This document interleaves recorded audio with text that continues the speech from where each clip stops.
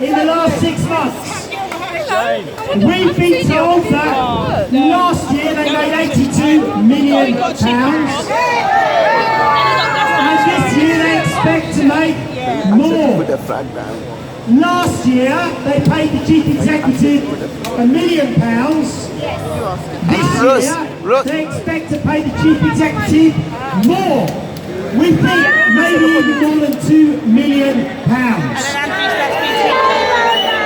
This organisation, Serco, are refusing to pay a 30p pay rise that would cost them an additional £500,000. Okay, so we've got 2 weeks. That's a quarter, or less than a quarter, of the wages of one of their chief executives. I was thinking like maybe doing That's less than 100th of their profit last year.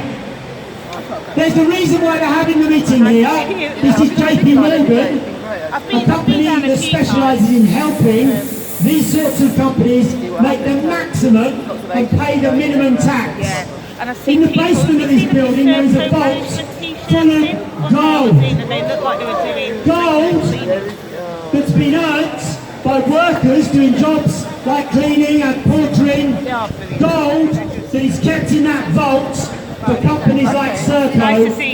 Gold which they probably haven't paid proper tax on. Gold that they are refusing to give even a few ounces of to pay are you around next week? just to keep workers at the same standard of living for the next year. That's what 30p represents. I'm going to read a letter that we've been handing out today, which has been signed by John McDonnell, who is the Shadow Chancellor. When the Labour Party win the next election, he will be the Chancellor.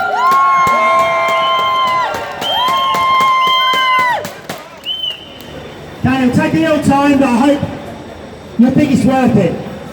This is to the shareholders of Serco, NHS Trust. Serco became the new employer of workers in soft services in 4 of the Trust hospitals in late 2016, early 2017. As a new employer, Serco made it clear to workers unions, Unite and Unison, that pay would be negotiated separately from the NHS pay review.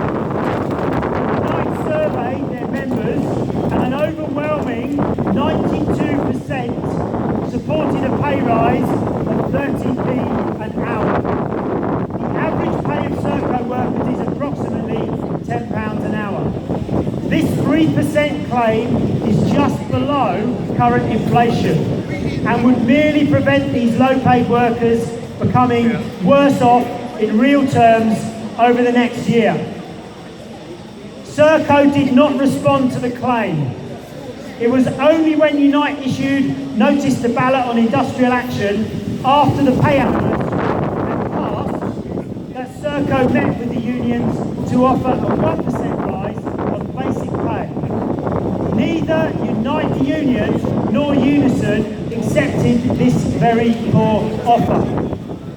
Unite the union members voted by 99% to strike for pay, seeking 30p an hour increase and in opposition to job cuts and increasing workload. Serco have seen fit to employ agency staff and workers on short-term fixed contracts to do the work of striking workers. Many of those striking have worked for the NHS for decades. They are vulnerable, valued members of the NHS community who feel betrayed by their new employer, ignoring their just demands.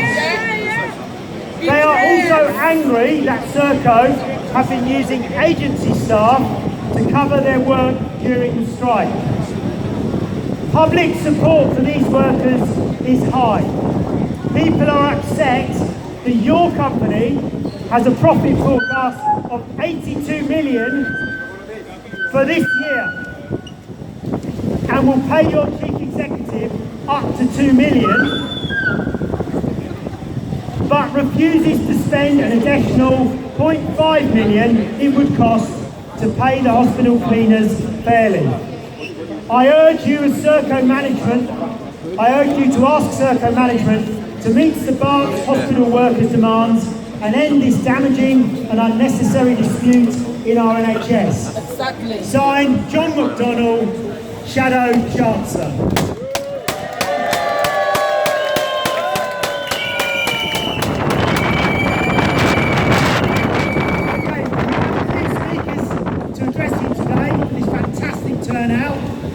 There is no doubt how you feel about what's going on after this morning's protest. So I'm going to hand over to Len Hockey, who's the branch secretary of the Berks Health branch and the union rep at Whipscott Hospital.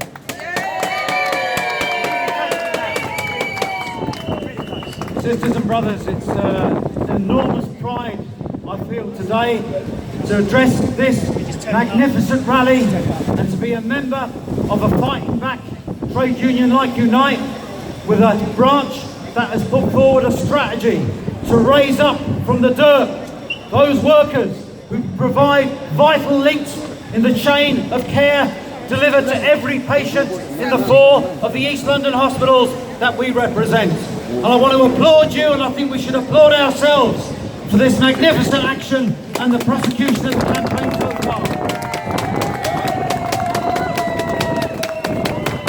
Sisters and brothers, we are attaining national media coverage in this dispute, not because we are strong, because we are.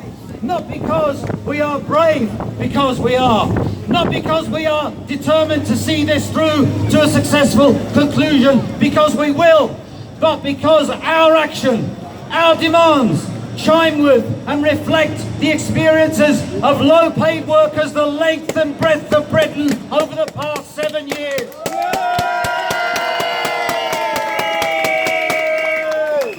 We are conducting a campaign which, along with sisters and brothers in other disputes like the Bank of England, the fighters in the British Airways, the mixed fleet dispute, low pay and the policy of austerity is failed. It's failed workers in this country, it's failed our families, and it's failed the economy, and it's on the way out, and we are part of that victory that will defeat it.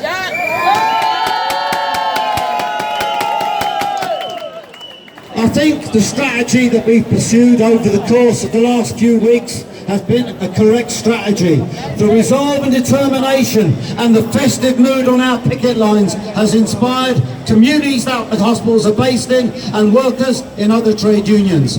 Our strike committee has taken correct decisions all through this dispute. We've escalated, we've maintained the pressure, and this company will hear us, and now I understand from last night are keen to meet us and talk again. We will talk, we will engage in discussion from a position of strength. That's the way we've conducted ourselves and how we've got ourselves this far, and that's the way we'll conduct ourselves and win this dispute for a modest cost of living increase and for the right to be treated with respect and dignity for the jobs we do. Solidarity.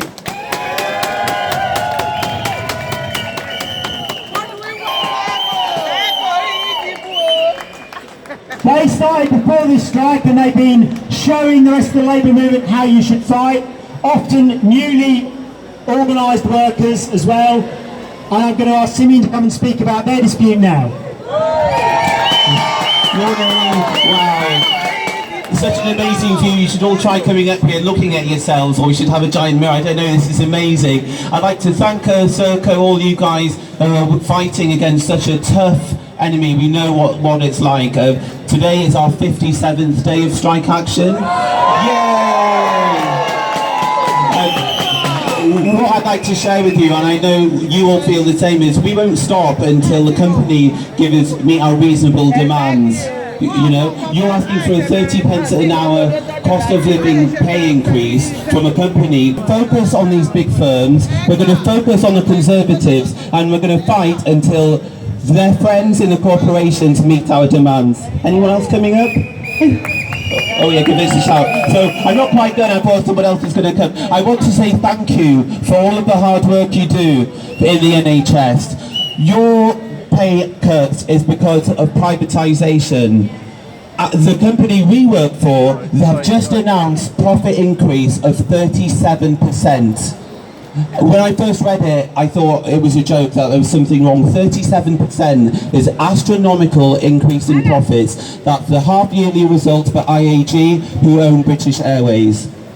At the same time, our members have a real terms pay cut of 2.9%. If you look at my back, you will see the salary, £12,192. At the same time, last year, executives of British Airways had a pay rise of 18%. So that's why we're here today, and that's why we'll continue to work together in solidarity. Today we have Serco, St. Bart's, British Airways and Mixed Fleet all coming together fighting low. You couldn't have that name. I know I'm in good company, so I wouldn't dare swear at any of you. Okay.